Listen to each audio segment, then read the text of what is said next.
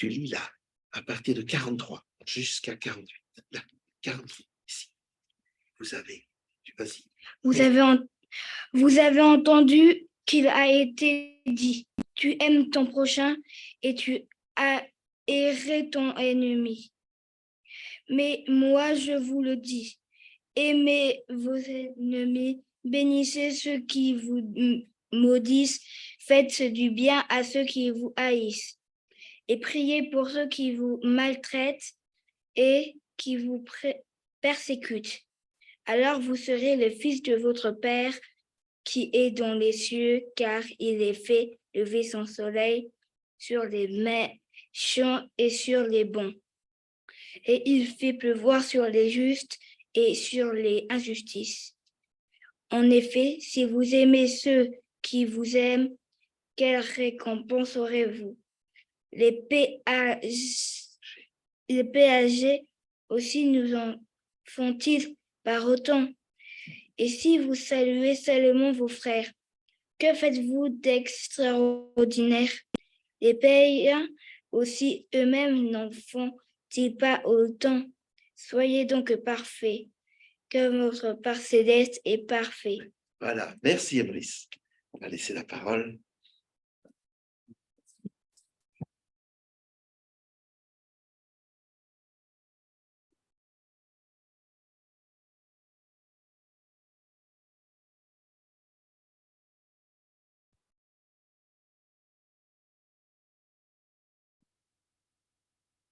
Bonjour tout le monde.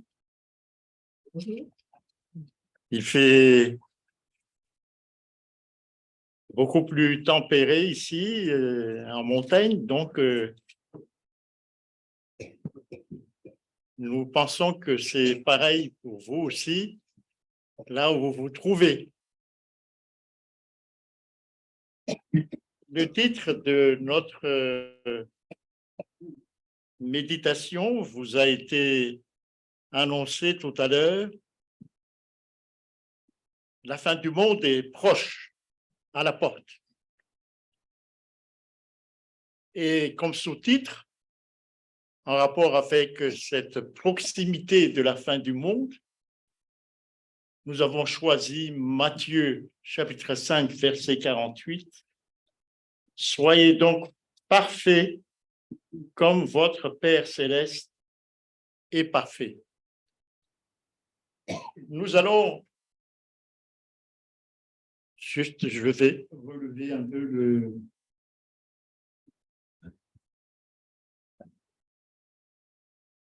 On va voir un peu.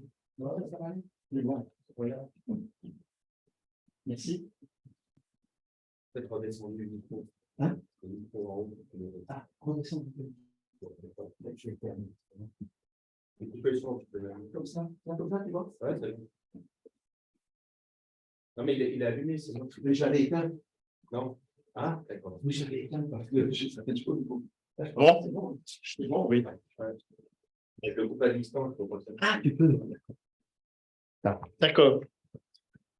Eh bien, comme je viens de dire, notre méditation, c'est le dernier verset du chapitre 5.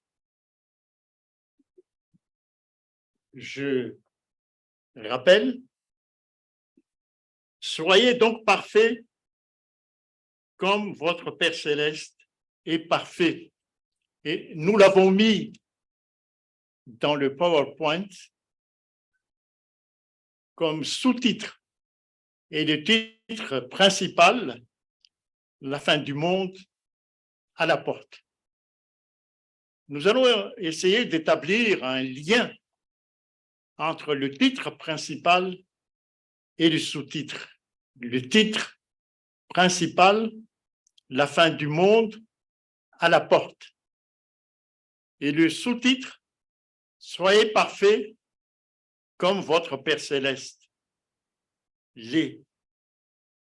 Alors, très souvent, j'ai eu l'occasion d'entendre, pas seulement ici, mais sur d'autres continents, autrement dit, c'est général, des remarques en rapport avec cet impératif de Jésus à l'endroit des disciples. Soyez parfaits comme votre Père céleste est parfait. Très souvent, les gens disent, non, je ne peux pas être comme Dieu, ce n'est pas possible. Dieu est Dieu.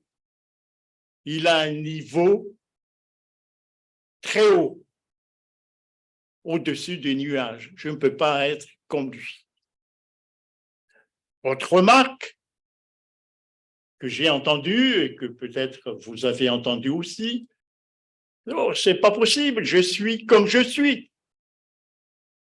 C'est pas possible, j'ai toutes sortes de tares en moi qui m'empêchent d'évoluer. Et d'autres remarques encore, mais il y a surtout des remarques de nature théologique. Il y en a qui disent « je suis marqué par le péché originel ». Ça, c'est beaucoup plus théologique.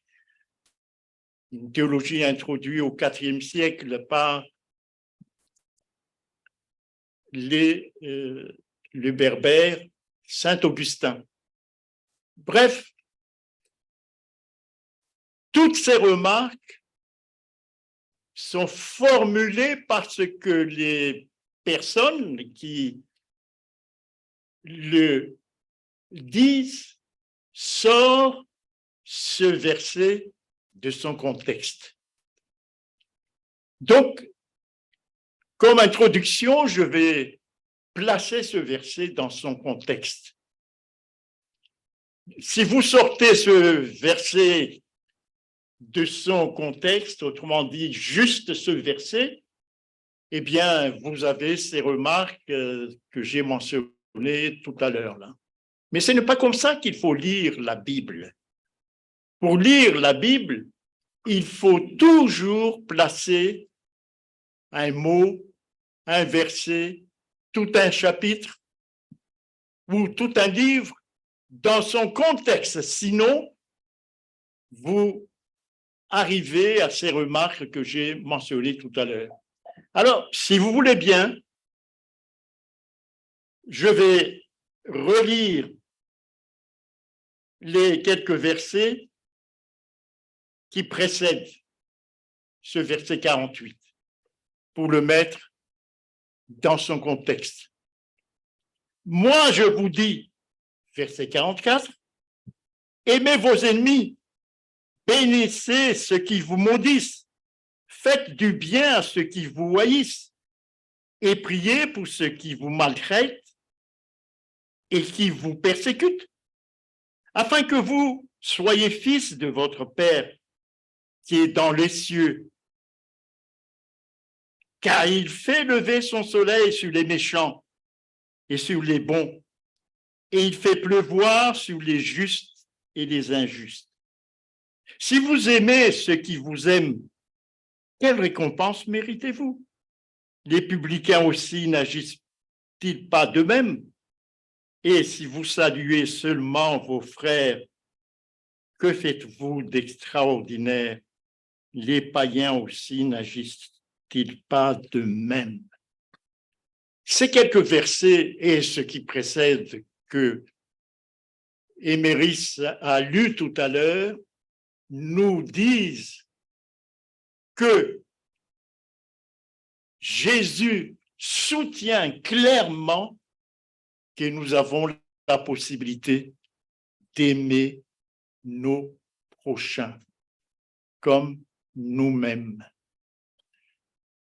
Dieu nous donne donc cette possibilité d'aimer, puisqu'il est question d'amour dans les versets qui précèdent, comme Dieu a aimé. C'est parfaitement possible, dit Jésus. Et il conclut, soyez donc parfaits, autrement dit, aimez vos ennemis, ceux qui vous maltraitent, comme Dieu aime. C'est ça. Mais comment la Bible définit cette possibilité? C'est ce que nous allons explorer. C'est possible. La fin du monde est proche, c'est le titre principal. Tout le monde s'aperçoit qu'il y a une grande réinitialisation à entreprendre pour sauver le monde. La Bible nous informe sur les signes qui annoncent cet événement et nous invite à nous préparer à recevoir ce que la Bible appelle la pluie de l'arrière-saison, pour être, ce qualificatif est fondamental dans la Bible, pour être semblable à lui, aimé comme Dieu a aimé. Nos prédicateurs ne font pas tout ce qu'il faut faire. L'attention du peuple devrait être attirée sur les importants événements qui sont très proches actuellement. Les signes des temps devraient être gardés toujours présents dans leur mémoire. Les visions prophétiques de Daniel et de Jean dans l'Apocalypse prédisent quoi? Une période de ténèbres et de détresse. Mais au moment de la fin, et c'est notre temps actuel, le temps dans lequel nous vivons maintenant, la vision doit parler mais non mentir. Et quand les signes annoncés commencent à arriver, et c'est tous les jours le cas, ceux qui attendent et qui voient sont appelés à se redresser, c'est un verbe utilisé par Jésus dans Luc, et à lever leur tête, c'est dans le même verset dans Luc, et se réjouir. Et dans le même verset, Jésus termine, car leur délivrance approche. La fin des temps est à la porte. Alors, si on revient un tout petit peu au premier chapitre de la Genèse, pour approfondir notre réflexion. Voici donc, Adam et Ève sont créés le 6e jour et Dieu conclut, cela était très bon. Et ce 6e jour, vendredi, Dieu conclut qu'il n'est pas bon que l'homme soit seul. Et il a formé la femme une aide à Adam à partir des os et de la chair de l'homme d'Adam. Et voici la femme à côté d'Adam comme aide semblable à l'homme. Et l'homme et la femme sont nus. Et ils n'en avaient point du tout honte. Pourquoi l'homme a été créé par Dieu? La Genèse dit clairement que l'homme a été créé pour cultiver le jardin et pour le garder. Mais si on se réfère à l'original traduit par nos Bibles, par cultiver, garder, cultiver, c'est aussi adorer. Garder, c'est aussi à obéir.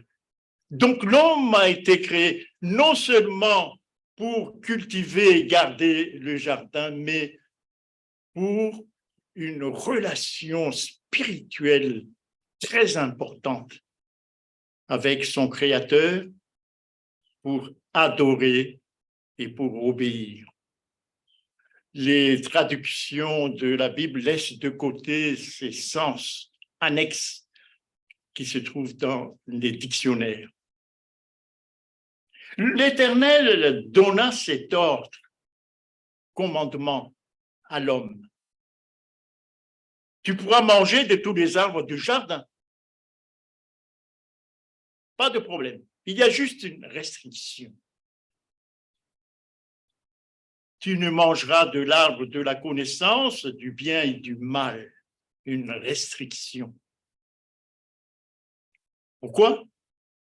Car le jour où tu en mangeras, tu mourras. Ah, ça, c'est extrêmement important, mais ce ne sera pas tellement l'objet de notre réflexion aujourd'hui. Il y a donc ici un ordre, un commandement que Dieu a donné. Et Dieu fait confiance en l'homme. Il donne à l'homme un libre arbitre. La possibilité soit d'obéir ou de désobéir. Dieu a créé les autres animaux sans cette possibilité libre arbitre. Je regarde par exemple le chien de mon voisin et il n'a pas le libre arbitre. Non. C'est pareil pour la vache qui est dans le champ à côté de notre maison. C'est seulement l'homme face à un commandement. Et ce commandement est donné ici pour souligner cette supériorité spirituelle de l'homme, le libre arbitre. Il a le choix, comme ce fut le cas dans le ciel pour Satan. Et ce commandement est accompagné de cette partie annexe, car le jour où tu en mangeras, tu mourras. Autrement dit, tu crées un désordre dans cette harmonie où tout est bon. Tu mourras. Alors, c'est à ce moment-là que le séducteur survient. Il est le plus rusé des animaux créés par l'Éternel Dieu. Retenez bien ce qualificatif rusé. Satan est le plus rusé, le serpent. Il s'aperçoit que la femme est seule, non accompagnée. Et ensuite, il insinue le doute auprès de la femme. Dieu a-t-il réellement dit, à cet adverbe très, très significatif, réellement, c'est pour insinuer le doute. Est-ce que c'est vrai? Est-ce que c'est réellement ce que Dieu a dit? Satan invite par conséquent Ève ici à faire ce qu'on appelle aujourd'hui de la théologie. Autrement dit, de réfléchir sur ce que Dieu a dit avec la raison humaine. C'est ça faire la théologie. Vous voyez, je me méfie, et je l'ai dit ici plusieurs fois, je me méfie de la théologie, je me méfie des théologiens. Car ce sont des personnes qui veulent aller plus loin que ce qui est écrit en utilisant la raison humaine. Et ça, je me garde bien de le faire. ils écrivent des tonnes et des tonnes de livres. Allez dans les bibliothèques à Genève de la faculté de théologie, vous serez frappé par juste les rayons qui concernent, par exemple, ce verset de notre méditation. On utilise la raison humaine.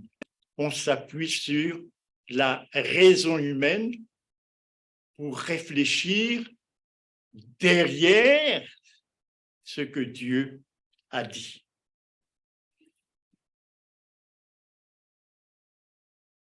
Et le serpent affirme d'une manière péremptoire et doctorale: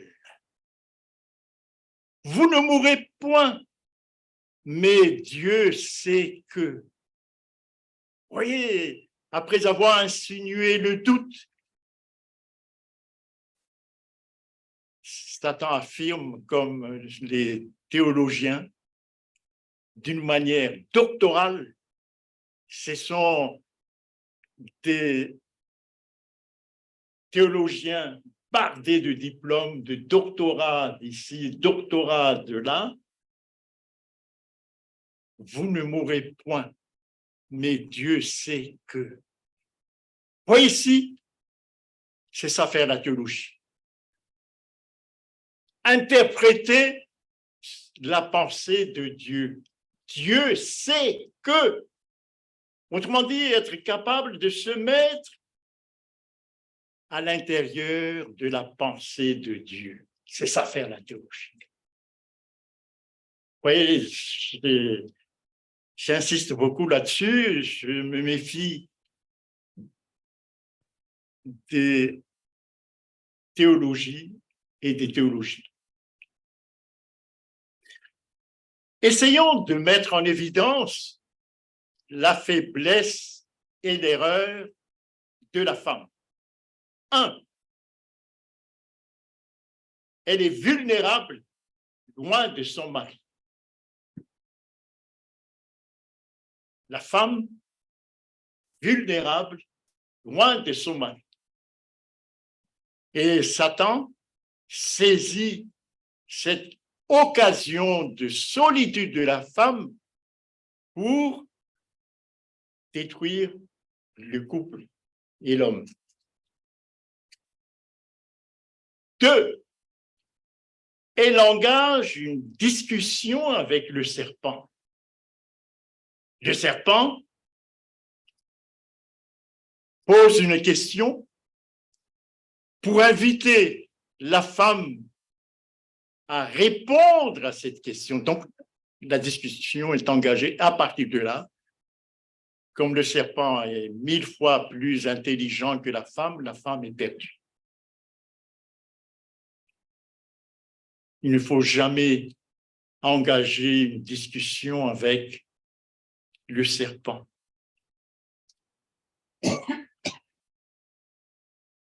La femme connaît le commandement de Dieu puisqu'il le dit au serpent. Exactement le commandement de Dieu. Elle connaît.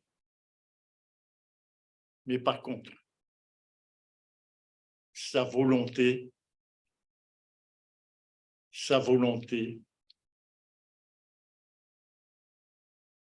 s'affaiblit. Et c'est ça,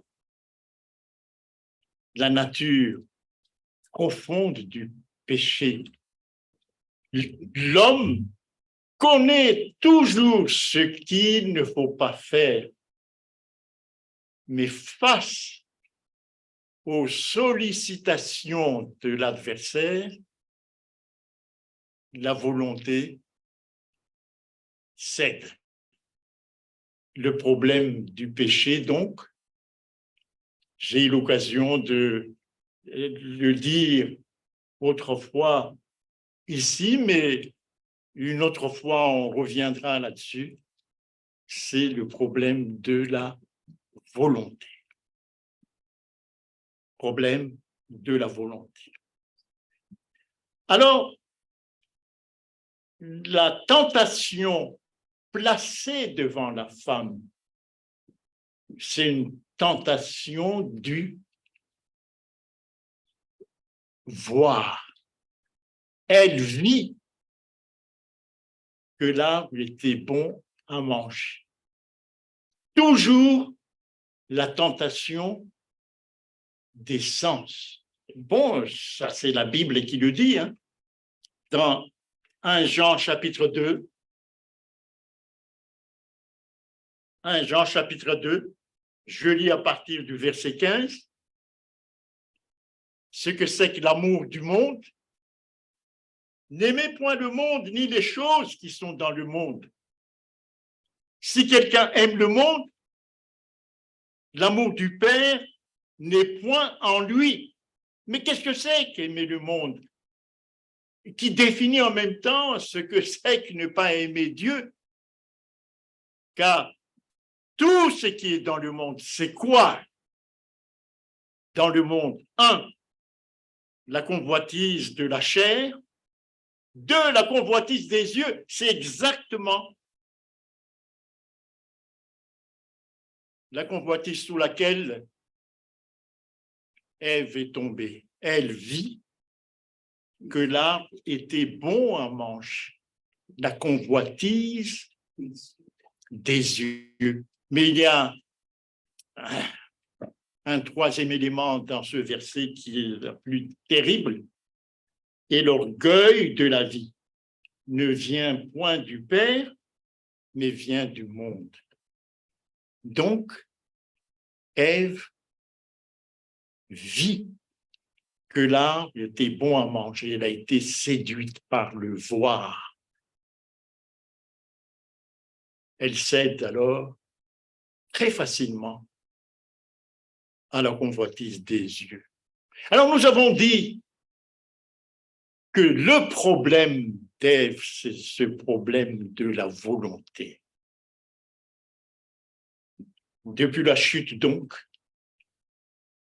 il y a une altération de la volonté humaine devant les convoitises que nous venons de lire il y a un instant. Cette altération de la volonté humaine à la suite de la rupture de la relation avec Dieu. À ce moment-là, la volonté baisse.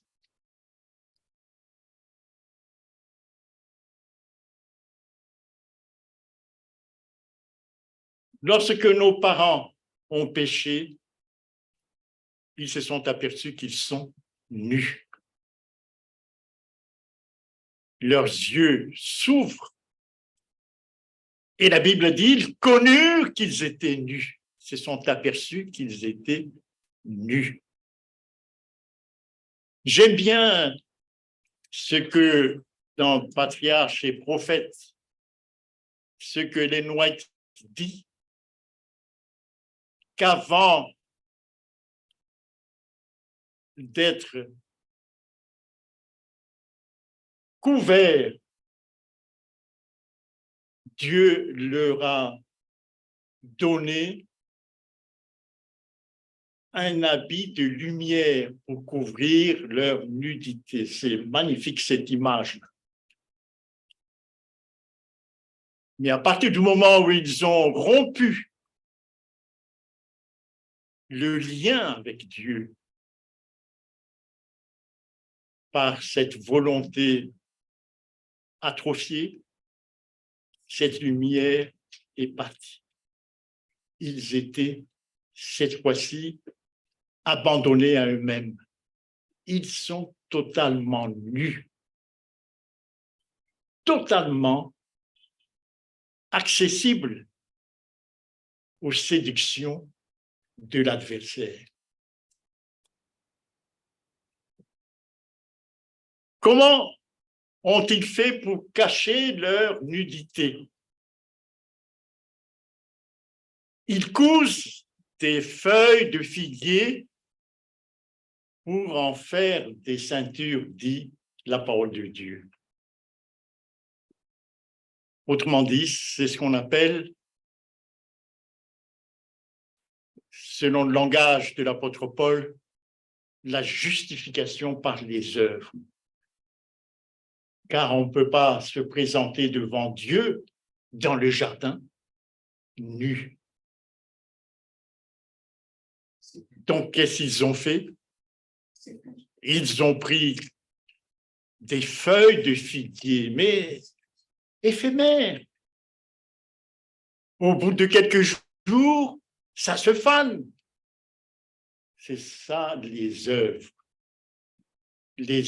que les hommes ont toujours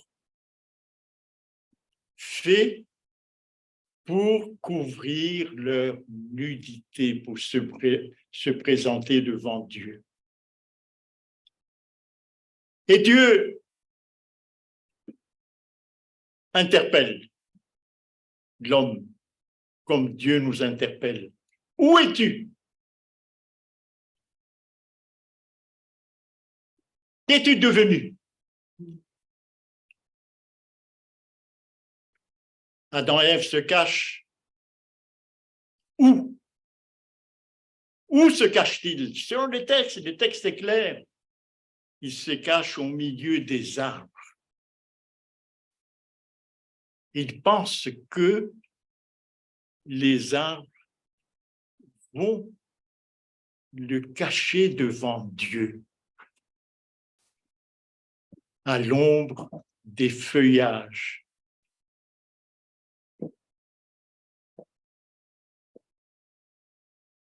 Et il dit, j'ai eu peur parce que je suis nu.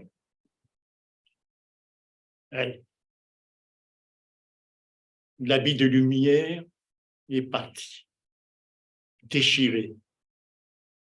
Ils sont nus maintenant.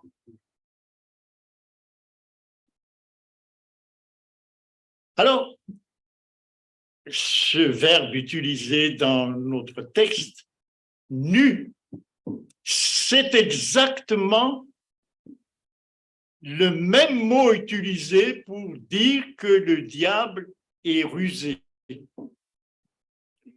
Bon, c'est le verbe hébreu hierom.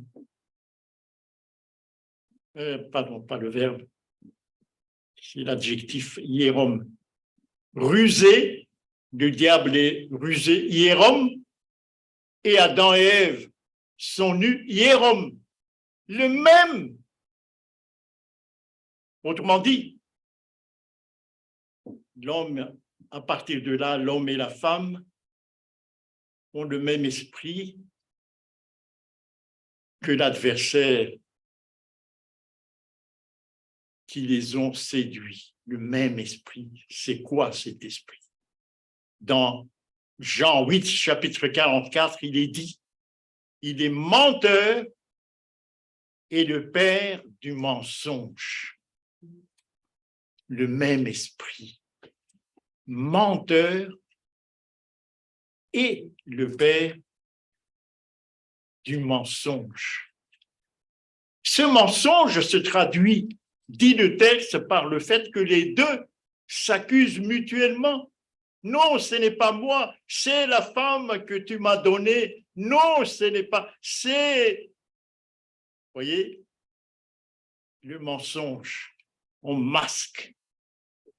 On ne veut pas voir les choses dans leur réalité, l'esprit de l'adversaire. Ils s'accusent, l'homme et la femme s'accusent mutuellement.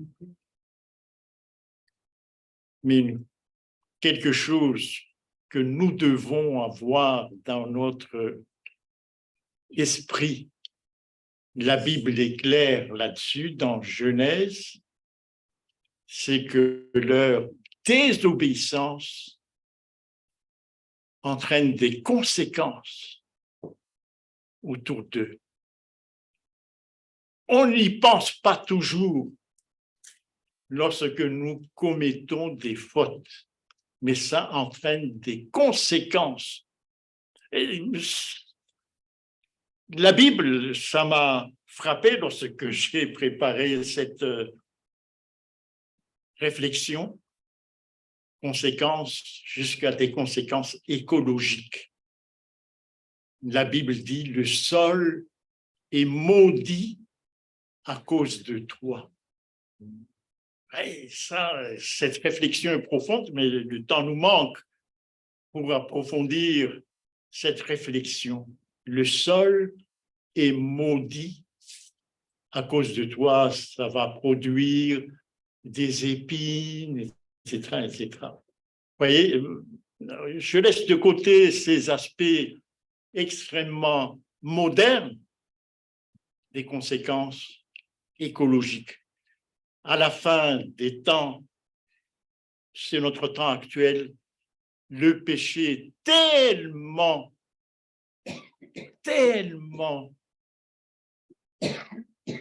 audacieux que ceci affecte la nature.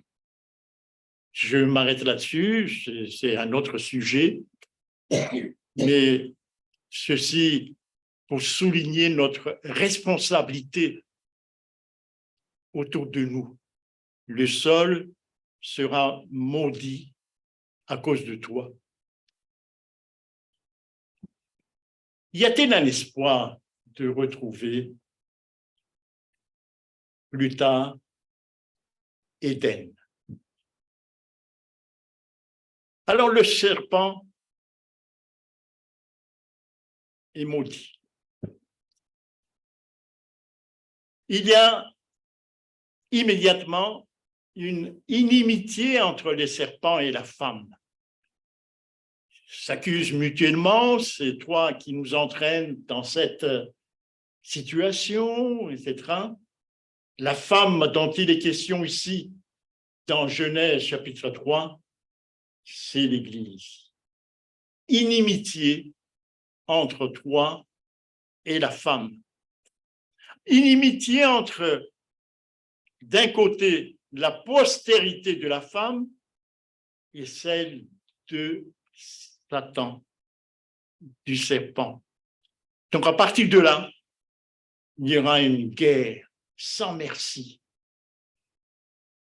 entre, d'un côté, Satan et sa clique, et l'Église et la postérité de la femme.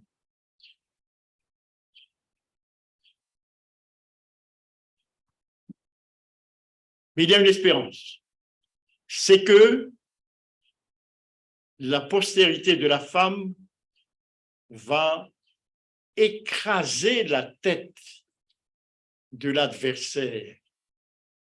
Autrement dit, Satan ne va pas totalement submerger la femme et sa postérité. Non, c'est un espoir de retrouver Éden. Non, nous avons cette promesse que la tête du serpent sera écrasée. Mais par contre, le serpent va blesser le talon de la femme, va blesser le talon de la femme. Il y aura donc une lutte sans merci, mais l'adversaire sera écrasé, mais l'adversaire va blesser. Ah, c'est la situation que nous vivons jusqu'à la fin des temps. Et pour retrouver le jardin d'Éden, Dieu a pourvu d'habits de peau pour couvrir la nudité du couple. Puisque le salaire du péché, c'est la mort, Dieu n'a pas tué Adam et Ève. Par contre, Dieu a pourvu des habits de peau, Adam et Ève, Dieu a tué des animaux. Et ça, c'est très, très douloureux d'entendre cela. Des animaux que Dieu vient de créer.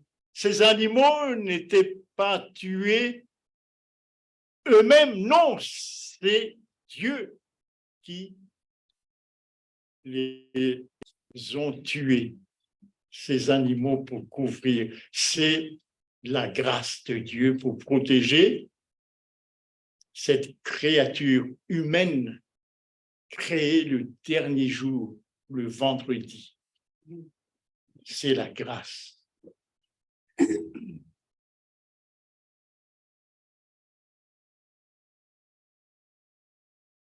Alors, nous avons ici, les amis,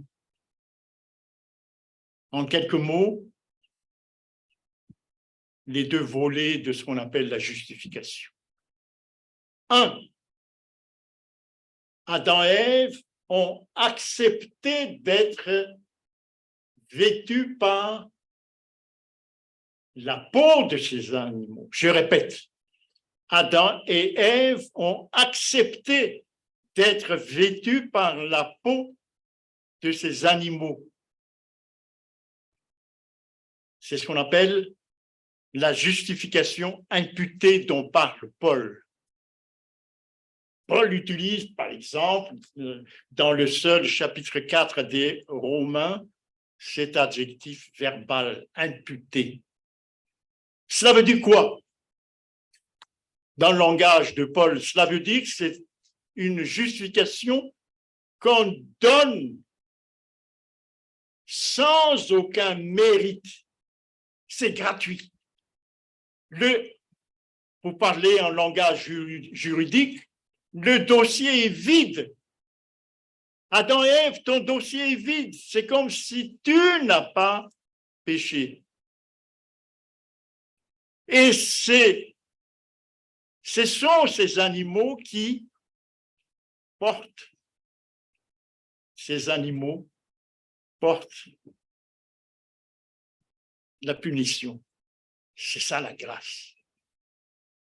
Le dossier est vide. Ils sont déclarés justes. C'est un peu comme Éméris. Si Éméris a fait une faute, en principe, il doit être puni. Non, c'est quelqu'un d'autre qui est puni et on efface ce qui est marqué. C'est-à-dire, on oublie le fait que Éméris a fait une faute. C'est ça, le dossier est vide. On appelle ça la justification imputée. Mais ça ne s'arrête pas là. Adam et Ève, à partir du moment où ils ont accepté d'être couverts, ils vont vivre longtemps. Adam, plus de 9 siècles. Ils vont vivre avec cette couverture que Dieu leur a donnée. C'est ce qu'on appelle la justification impartie. De nouveau dans Romains chapitre 6, verset 22. Impartie. Cette fois-ci, ils vont réellement être justes. Je souligne cet adverbe, réellement, pour rejoindre le texte de notre méditation, pour être parfait. Pour être parfait. Et la Bible dit pour être semblable à lui, semblable à Jésus. À cette fois-ci, c'est parfaitement possible. Mais ça suppose d'abord une repentance, donc une justification imputée, suivie d'une justification imparti. Alors, dans cette histoire, il n'y a pas du tout de péché originel. Il n'y a pas du tout de péché originel comme la théologie catholique l'enseigne et qui marque tellement l'esprit des chrétiens. Le péché originel soutient que le péché est un état qui est dans l'homme. C'est une doctrine introduite au IVe siècle lorsqu'il s'est aperçu que malgré ses efforts, il commet toujours de multiples frasques sexuelles. Il dit, je suis condamné par le péché d'Adam et Ève, le péché originel est ancré en moi, mais pas seulement en moi. Et c'est la raison pour laquelle beaucoup de gens disent, non, je ne peux pas être parfait comme Dieu est parfait. J'ai le péché originel en moi. Mais ça, c'est une théologie erronée. Ce n'est pas cela du tout. Ce qu'on appelle la justification par la foi. Selon cette théologie formulée par saint Augustin, les descendants d'Adam portent en eux un état de péché jusqu'à la fin des temps. Ils ne peuvent pas s'en défaire. Non, ce n'est pas le message glorieux de ce qu'on appelle la justification par la foi. Selon la Bible, la justification par la foi, et nous l'avons mentionné tout à l'heure, le péché est un acte volontaire. Ève connaît la loi, mais sa volonté affaiblie. C'est un acte volontaire, le péché. Le péché, il n'y a qu'une seule définition du péché dans la Bible. Autrement dit, la définition introduite par saint Augustin ne tient pas devant cette définition du péché. La Bible dit le péché est la transgression de la loi. 1 Jean chapitre 3 verset 4. La seule définition du péché. Cette définition suppose que le péché est un acte volontaire. La transgression de la loi, c'est un acte volontaire, le péché. Et dans Jacques chapitre 4, verset 17, il est dit, « Celui donc qui sait faire ce qui est bien, ce fut le cas d'Ève, et qui ne le fait pas, faiblesse de sa volonté, commet un péché. » Le péché est un acte volontaire, une démission de la volonté devant le commandement de Dieu. Le serviteur qui, ayant connu la volonté de son maître, c'est le cas d'Ève, n'a rien préparé et n'a pas agi selon sa volonté, dit Jésus, sera battu d'un grand nombre de coups. Luc chapitre 12, verset 42. Le péché est une démission de la volonté.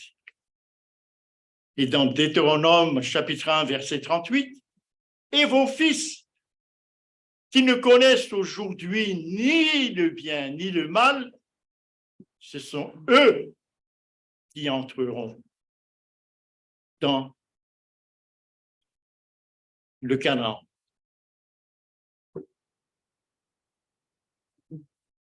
Mais malheureusement, cette théologie du péché originel est intégrée dans la théologie adventiste. C'est enseigné dans les universités adventistes, cette théologie-là. Alors pourquoi croit-on qu'il est impossible pour le chrétien de ne pas s'arrêter de pécher, même à l'aide de la puissance de Christ? Et je répète la question, pourquoi on croit qu'il est impossible pour le chrétien de ne pas s'arrêter de pécher, même à l'aide de la puissance de Christ? Et voici ce que disent les gens à cause du péché originel, que c'est impossible. La corruption du péché originel est attachée à tous les croyants jusqu'à la mort. Il est impossible pour eux de s'arrêter de pécher, même sous la puissance du Christ. Impossible. Ça, c'est la théologie du péché originel. Une autre question. Pourquoi croit-on que Christ doit prendre la nature humaine avant la chute? Oui, il y a une théologie qui dit que Christ a pris la nature humaine avant la chute, mais non après la chute. Oui, ici, ce sont ces réflexions de la raison humaine. Il n'y a qu'à lire la Bible pour s'apercevoir que Christ a pris la nature humaine après la chute. Mais eux, ils veulent créer une autre réflexion. Ils disent non, Christ est descendu sur cette terre avec une nature humaine avant la chute. Ouais, ça, c'est ce qu'on appelle faire la théologie. Pour que vous touchez du doigt ici ce que c'est faire la théologie. C'est pour essayer de comprendre par la raison humaine ce qui s'est passé réellement. Ah, voici la réponse à une telle question. C'est à cause du péché originel, de nouveau, cette théologie. Le péché originel aurait disqualifié Christ d'être le sauveur. Si Christ avait pris la nature humaine après la chute, péché originel, ça l'aurait disqualifié. Il faudrait donc le protéger de la nature pécheresse en créant une théologie, à savoir Marie a donné naissance à Jésus sans cette influence du péché originel.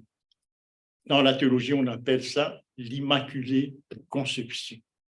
Oui, c'est ça. Là, nous touchons du doigt ce que nous avons appelé tout à l'heure la théologie. On fait appel à la raison humaine pour réfléchir sur ce qui est simple dans la parole de Dieu. On veut approfondir les choses avec la raison humaine.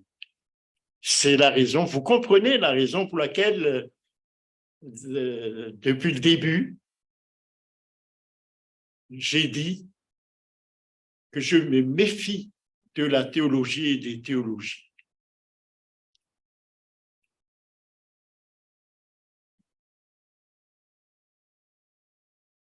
Pierre a dit, dans Actes chapitre 2, verset 38, Actes chapitre 2, verset 38.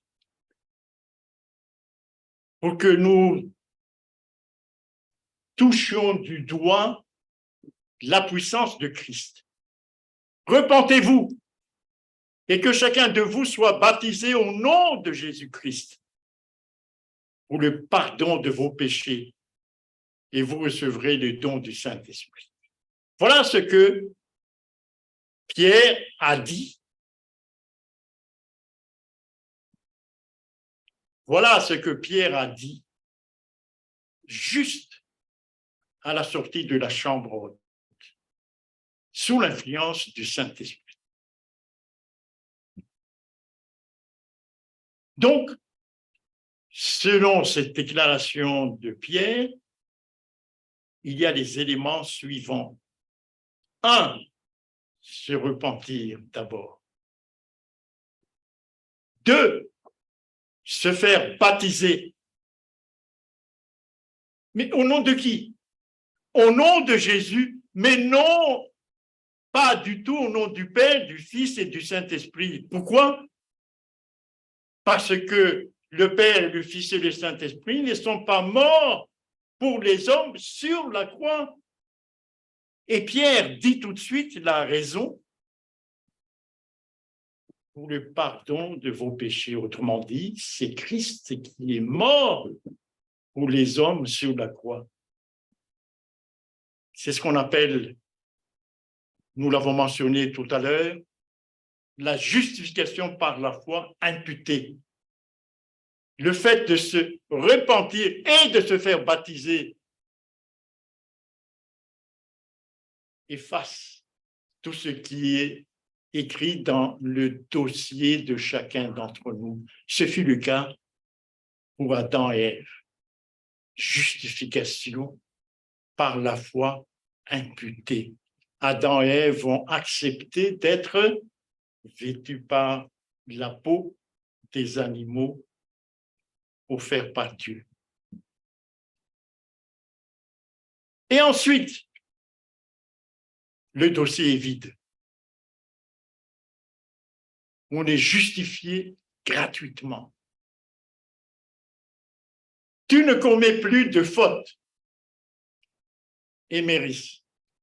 Tu ne commets plus, ce n'est pas marqué dans le registre de la maîtresse. Non, c'est effacé. C'est comme si tu n'as rien fait. C'est ça, être justifié gratuitement. Et la Bible appelle ça justification par la foi imputée. Mais dans la déclaration de Pierre, Actes chapitre 2, verset 38, il y a la deuxième partie. C'est la réception du Saint-Esprit, le don du Saint-Esprit. Pourquoi? Puisque le don du Saint-Esprit va sanctifier, va concrétiser cette fois-ci, cette justification, pour que cette justification soit tangible, concrète, effective. C'est ce qu'on appelle justification par la foi impartie. On n'a rien à faire. C'est juste accepter l'œuvre du Saint-Esprit. C'est tout. Pas d'œuvre, rien, interdit.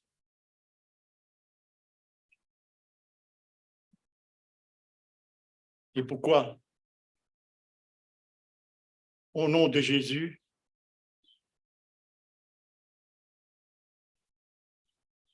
Dieu demande d'être parfait. Revenir